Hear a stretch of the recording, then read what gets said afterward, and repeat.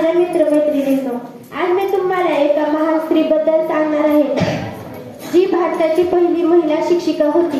तिचे नाव क्रांतिज्योती सावित्रीबाई फुले. त्यांचा जन्म 3 जानेवारी 1831 रोजी सातारा जिल्ह्यातील नायगाव येथे झाला. त्यांच्या वडिलांचे नाव खंडोजी नेवसे पाटील व आईचे नाव लक्ष्मीबाई असे होते.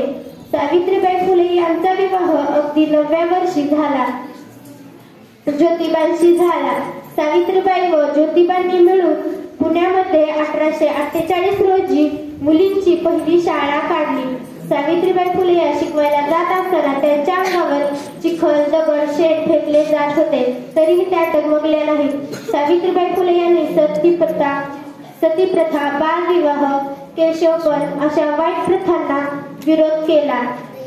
प्लेगच्या काळात सावित्रीबाई फुले यांनी रुग्णांची सेवा केली, परंतु दुर्दैवाने 10 मार्च 1897 रोजी त्यांचे प्लेगने निधन झाले. आज आपण शिकत आहोत, सर्व क्षेत्रांमध्ये पुढे जात आहोत. त्यामागे सावित्रीबाई फुले यांच्या त्यागाचे ऋण आहे. सावित्रीबाई फुले या अन्यायाविरुद्ध लढणाऱ्या क्रांती होत्या. त्यांना माझे कोटी कोटी प्रणाम.